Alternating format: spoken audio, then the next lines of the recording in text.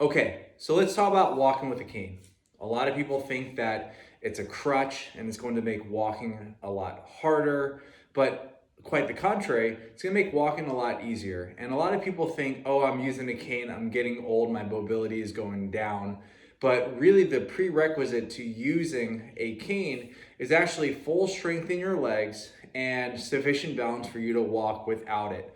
Using the cane is actually going to be focusing on allowing you to have good rhythm and actually increasing your balance. So let's talk about actually how to fit it and actually how to use it.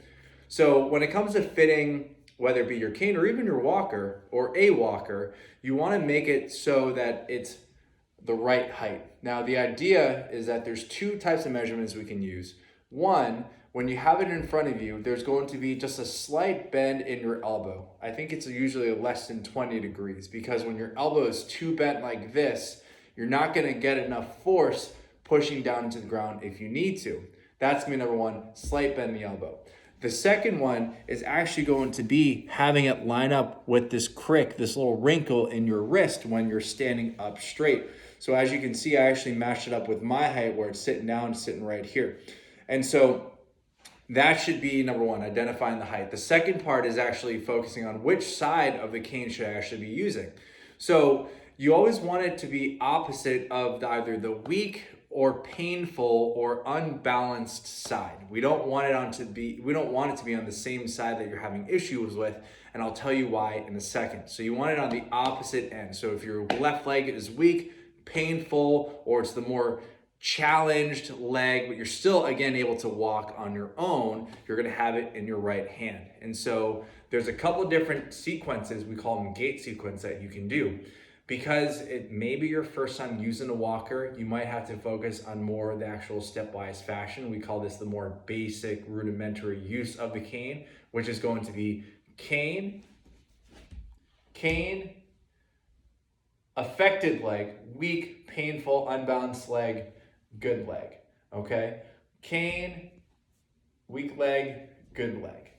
And so you want to create that sequence, cane, affected leg, good leg, because what ends up happening is that when you step forward, when you bring the cane forward and step forward, what you'll see is actually a tripod position. And triangles are actually the strongest shapes in physics and geometry. The reason why you don't want it on the weaker side is because if you step, you're going to end up creating a straight line, and that's going to be extremely unbalanced and make it a little bit harder. Okay, so it's going to be cane, affected leg, unaffected leg, or in some cases we call it cane, bad, good. All right, so that's going to be the main sequence. Now you have a couple different options.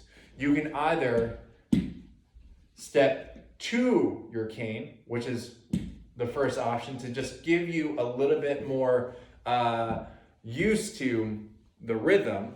Again, you're going to be stepping to the cane, or the other option is going to be stepping through. So you're going to go cane, affected leg, stepping through, and then you're going to reset cane, stepping through. And ideally when you're walking, it's going to be looking more of a rhythm, and this is actually going to be one of the most important parts, is a rhythm of walking too.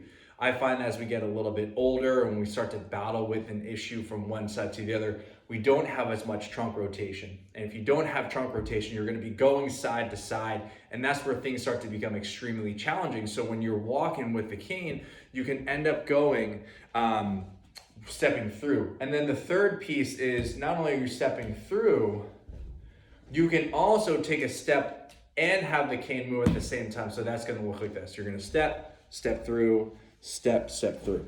And so with that, again, from the side, it's going to be step together, step through, step together, step through. And so that'll be really useful, especially if you are considering using a cane, but are concerned on whether or not it's going to slow down your progress. Because ultimately, again, the requirement for cane use is being able to walk on your own 2 feet, but you need a little extra support.